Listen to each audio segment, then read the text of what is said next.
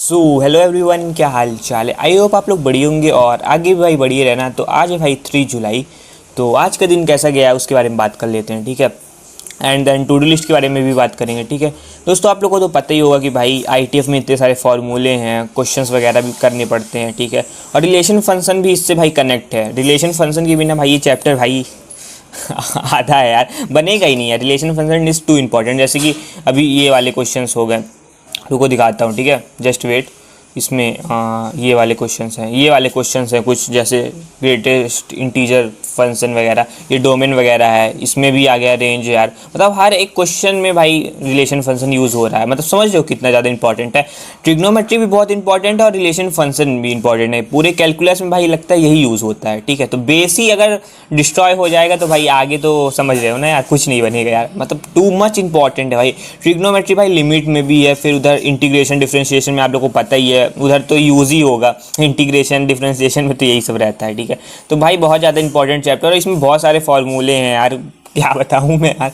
इसमें बहुत परेशानी है, पता नहीं क्या होगा, ठीक है। बट क्या हुआ, ट्राई करते रहेंगे, अब जितना हो पाएगा हो पाएगा, ये तो नहीं पता मेरे को भी।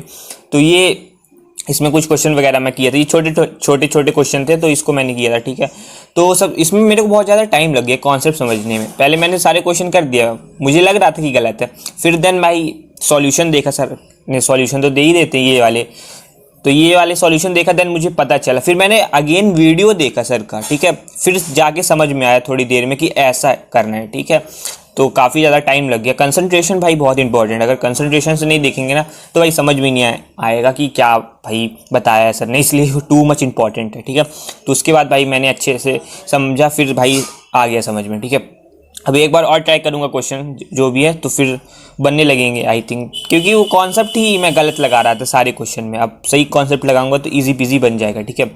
एंड इनऑर्गेनिक में दोस्तों आपको पता ही कि मेरे को वरुण वैच मिल गया है। तो इनऑर्गेनिक का पार्ट भाई मैं उसी से कर रहा हूँ, उसके क्वेश्चन वगैरह है ना जो, उसके कर रहा हूँ। क्योंकि इनऑर्गेनिक है तो थोड़ा जल्दी हो भी जाता है और मुझे अच्छा भी लगता है इनऑर्गेनिक ऑर्गेनिक वगैरह, तो मैं ऐसे ही कर रहा हूँ, ठीक है। मतलब एडवांस वाला पार्ट है, लेके पैरेलल चलता रहूँगा, ठीक है। और एडवांस के भी है इसमें क्वेश्चन, मेंस वगैरह भी कुछ क्वेश्चंस है, तो ये सही रहेगा क्योंकि इसमें याद करने वाली चीज़ें ज़्यादा रहती है। एनपी ब्लॉक वगैरह है, उसको फटाफट से रिवाइज भी करूँगा। अभी पीरियोडिक टेबल के मैंने 25 क्वेश्चन ऑलमोस्ट कर लिए दोस्तों, इतने सारे क्वेश्चन थे इसमें। 25 क्वेश्चन ऑलमोस्ट मैंने कर लिए थे। एक सेकेंड रुको, यहाँ तक मैंने कर लिया था, ठीक है। तो अराउंड 25 की 30, हाँ 30 तक कर लिया था। अब कुछ और क्वेश्चन बचे हुए हैं, 30 क्वेश्चन अप्रॉक्सीमेटली और बचे हैं, तो उसको भी कंप्लीट करने का पीरियोडिक टेबल अच्छे से खत्म हो जाएगा। एंड देन भाई एनसीईआरटी को रिवाइज करूंगा एंड नोट्स को आखिरी में, ठीक है। क्योंकि क्वेश्चन वगैरह हो गया, फिर आखिरी में फिर से रिवाइज तो करना पड़ेगा, तो इंपॉर्टेंट है, उससे कुछ वैल्यूज़ वगैरह आ जाती है। और नोट्स को आखिरी में रिवाइज कर लूँगा, ठीक है। ऐसा कुछ प्लान है। अभी तो सारे क्वेश्चन वगैरह हो गया, तो अब सही रहेगा, ठीक है। उसके बाद अभी मैं जाऊंगा पी ब्लॉक, क्योंकि पी ब्लॉक में काफ़ी ज़्यादा रिएक्शन है, उसको याद ही करना पड़ेगा, उसका मैकेनिज्म जो भी है समझेंगे, ठीक है। तो उसको भी बार बार रिवाइज करेंगे तो देन याद हो जाएगा, मुझे तो ऐसा लग रहा है। और केमिकल बॉन्डिंग में भी कुछ पार्ट है, जैसे परसेंटेज एस करेक्टर वाला थोड़ा सा पार्ट है, वो अच्छा है उसको समझने के लिए, ठीक है। तो बार बार ऐसे रिवाइज करेंगे ना तो इनऑर्गेनिक अच्छी हो जाएगी, ठीक है।